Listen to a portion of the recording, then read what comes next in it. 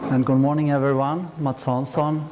I'm a professor in mechatronics here at KTH and also the Vice Dean for this school where we host this event, the School of Education and Communication in Engineering Sciences. Teknik, vetenskaplig kommunikation och lärande på svenska. Actually, I can also announce that I am now, from now on, I'm the Dean of Education on Skolkovo Institute of Technology in Moscow. So I'm going to move to Moscow later on to build a brand new technical university there. So, and also to attract students, of course. So that's the scheme for today. I'm going to present the results from the Attract project, enhance the attractiveness of studies in science and technology, and especially the work stream or work package 5, attractiveness of being an engineer. And the final report from our work package have been around for a while, for almost 1 year, and it's this document. It will also be included in the final documentation, of course, and maybe some changes depending on the results from this event. So, and I have a few copies here if you like to get them. So I'm going to expand a little bit on what I said yesterday. So I know that we have some new people in the audience, but we will have also the people who were here yesterday. So if I'm going quickly through some slides, you will have the slides later on too on the net. So as we said before, you are going to listen to 4 presentations today, and because we divided in the project into these areas, because it's a wide area, and if you concentrate on one slide, you can go deeper into that slide. And my slides, together with the team, we have been collaborating with all the partners in all the work packages. So I will perform or present the results that we have gathered from all the participants. So it should be the attractiveness of being an engineer. And when we went through this one, we were trying to divide it even in more in detail, in depth. So I will present how we define an engineer, the engineering brand, also how the society sees engineers, and of course the labor market is important for us, and media coverage. So yesterday I also said that we have some disclaimer in terms of you have to understand that this is a really area where we need to understand the context because it's so different in different European areas, and also I also obviously now when I'm going to work in Russia, we have the Russian context, we have the American system, and we have the European system and Asian system. So if you are looking into the global market of engineers, it's even more different cultures and so on and so forth, traditions and so. But we tried our best, and here is some of the results. Firstly, we tried to understand what is an engineer, and we went back to look in the literature and found some evidence for engineering from early on, and if you go to the Wikipedia and you can see the first sentence there, it's some kind of profession. So it's a professional practitioner in some way or another. And I think also when we are thinking about engineers, we are also thinking about doctors and other types of jobs that are pretty well defined, but not well defined. So it's a kind of profession. So if you go to the professional here, it's different in different countries. So some countries have quite a well-defined what an engineer is in terms of chartered engineer, because you have another body that are looking into individuals and try to see the transcript of the education and also the professional activities they have done, and then they got the certificate to be an engineer. in UK, Italy, Portugal, and other countries. Some other countries have the external accreditation body that go through the education system and say that, hey, if you fulfill this requirement, we accredit your education, and when you graduate, you can call yourself an engineer. And we have the same system in Sweden, but it's a national accreditation body. So in Sweden, for example, we are not saying that we accredit our educational systems, but we have this national body. And right now, actually, we are going through this self-assessment and also the external examination of all our engineering programs in Sweden, starting October 15 and then going through the next year. So we are in the process right now to get ready for this accreditation system. So to define an engineer, it's connected to the way we educate our students. Also to define an engineer, it's connected to what kind of content we try to get to our students and graduates. And from the Wikipedia you have mathematics and ingenuity. So what does it mean? We were talking yesterday also about the STEM. So science, technology, engineering, and mathematics. So STEM is one way to pronounce another thing. I went back also to the KTH, to the logo, and you can see that we early on, almost 200 years ago, stated that our education is science and art. And art is here not the painting but the artificial, so a kind of combination of science and doing products or systems or artifacts. So it's kind of combination of science and artifacts. And MIT have the minds and hands, and I think that's also a nice one, a combination of minds and hands. And now we are talking a lot of science, technology, innovation, and entrepreneurship. It's also kind of trying to define an engineer. And further down, from yesterday also, we had in the group over there a discussion about the attractiveness of being an engineer. And we see now a trend that we go more from the analytical way of thinking of an engineer to the design and the more holistic view of an engineer. So it's a trend, but if you go back in the history, we have the science and art. Oh, I have to snooze. In different countries there, I should also say here, as I mentioned yesterday, the CDIO have been for many now in the world some kind of sign that we try to define an engineer, and in the CDIO syllabus is actually a kind of try to define the learning outcomes for an engineering education in general. So I copy 5 or 6 of these syllabus. So if you just can share it with each other, and it's on the net, of course, but then you get an idea of what we think an engineer is, and this is a generic document that could be applicable to many different areas of engineering education. And there are others who try to define an engineer, as you know, in Europe and elsewhere. So here are some pictures, competences and skills for future engineer. This is from Finland, and you see it's try to define it in, and this I showed this picture yesterday from Portugal. Also tried to define an engineer to combine these knowledge and skills and in different stages also in the development of the student to be a real engineer.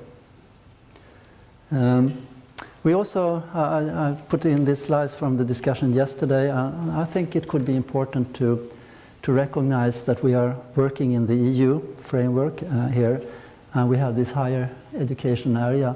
And I really from the year we have been working in this Attract project, I've been thinking more and more about these two words, mobility and employability, because we were talking about the situation in Tallinn. Where are our friends from Tallinn? Yeah, you were more of you yesterday. So anyway, in Tallinn they had the demands to attract the students and keep the students and motivate the students to engineering education for different reasons. And I think one possible way to go is to actually design an education for mobility, because we are the labor market is global, and if you have an engineering education now that is so regional, I don't think the students like it. I think the students like education where we educate them for mobility and also employability.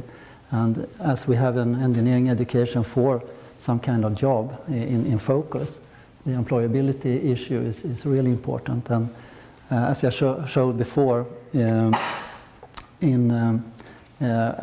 you can see in the CDIO syllabus, it's a lot of skills and other things connected to the employability issue, that you should collaborate in teams and communicate and so on and so forth. We also discussed the issue of structure the education so it will be both for mobility but other reasons to understand the different bachelor and master's schemes. And our vice rector Eva Malmström discussed yesterday that we have some more job to do here at KTH in terms of the structure of the education. But here is a messy one from Germany, and they are also struggling with the Bologna process in terms of defining different pathways through the education, especially if you have this more vocational engineering education and the more academic one, the university and university colleges and Fachhochschule and other types of providers of education. And now in the Bologna you try to understand what is the difference between the 2 or 3 or 5 different systems. And I know that in UK we have the 4-year and 1 year, and so the time may be not the big issue, but to understand the pathways between the different systems. So here's a kind of result that we try to understand the national systems and then try to figure out for the students in terms of mobility, and also for the companies to understand what kind of graduates that they receive. If we receive a graduate from Germany or Portugal or Tallinn or whatever, to see what they are able to do. So moving on to the perceptions in society, here were some quotes from yesterday, and also if we are looking into more in detail, we were looking into it's a lot of investigations about how we look to the engineers in the society from different organizations, from the labor organizations, from other Academy of Science associations and so on, and of course national. So we have looked into some of these charts. Here's one from Finland, and I'm not going into detail here, but you have it in the report.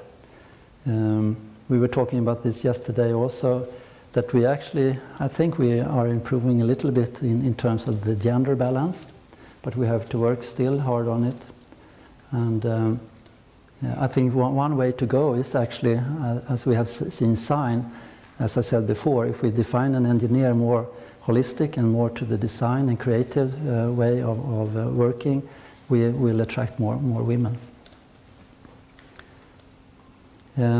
I was also, we compare to engineering studies compared to other areas, and we recognized also that some of our students go to management, law, economics, and so on and so forth. And one reason could be actually that our education, engineering education, is still very demanding. I shouldn't use the word hard, but it's really a challenge to go through this education.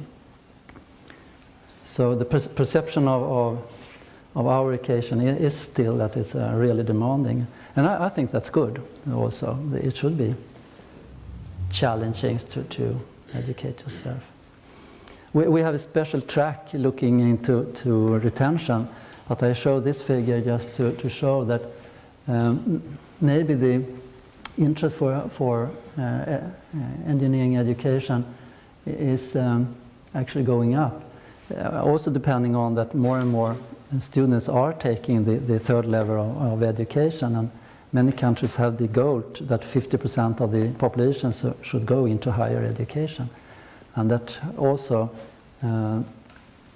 could be a sign in engineering education. But even if we have more entrants, freshmen, the graduates are still demanding due to the dropout rates.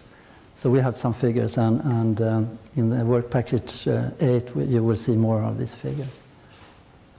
We had also a discussion yesterday about what is the optimal number of students going into engineering education, and how many engineers do a society need. My personal viewpoint is that we don't need too many of them, but we need really good ones. So it's not enough to say that we should expand from 15% to 20 to 25, because I think still if we got a really smart cohort of students, they can do a very good job, especially now when we see that we engineers got a lot of help from computers and computer systems and to modeling, simulation, and so on and so forth. So can you learn the students to really benefit from all these help you can get from the technical systems and instruments. You don't need too many engineers actually. So if I should estimate a number, I think if 10% of the student population can graduate as engineer for a society, that's good enough. So it's not the number, it's the quality of the students that counts. Sorry, Mats, but what do you base that figure on? Because that's quite the statement you just made. Yeah. You just said that we only need 10% of the engineers we're graduating now. Yeah, I stated on the fact that if you are looking into the numbers, Finland is almost in top in around 10%, a little bit more, and then most of the countries are less.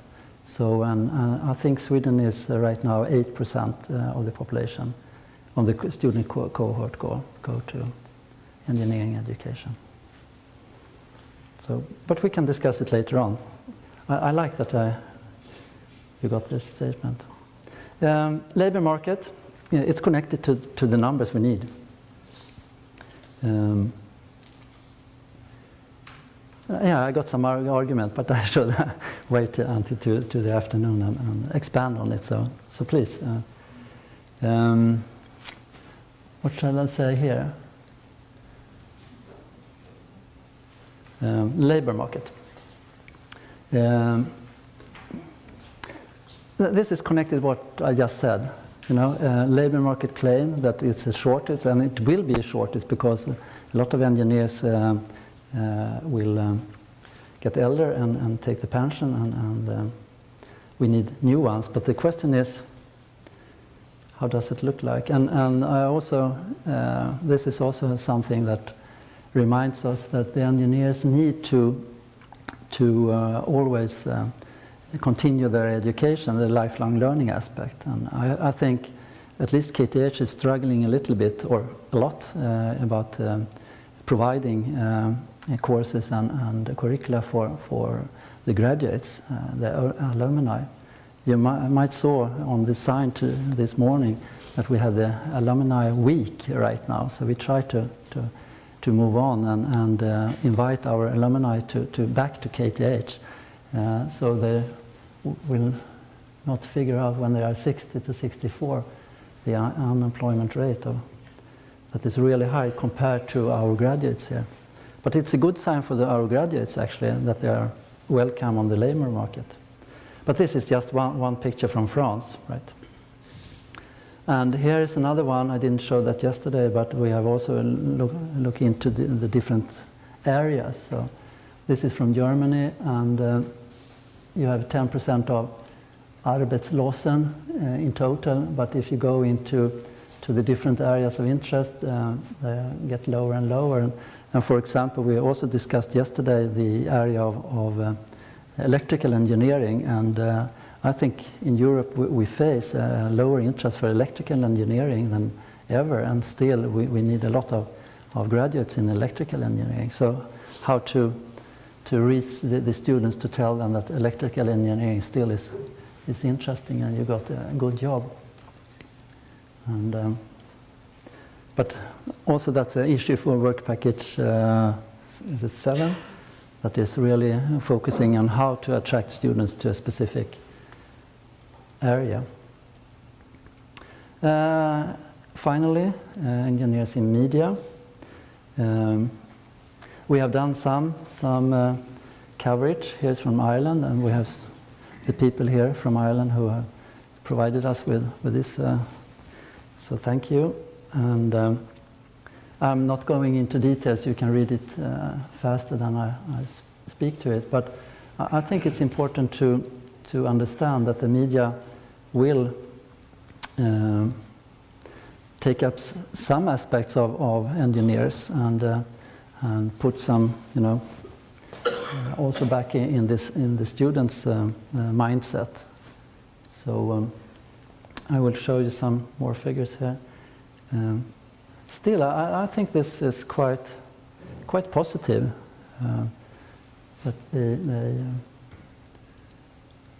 But we need to reach out more. So this is percentage, of course, but we have to reach out more. Interesting enough, I got some, just to show you that it's a lot of media coverage. Here is new technique from Sweden. This is the number came yesterday, and you can see that we try to expose engineers to in different ways. I will circulate this paper just to go through it.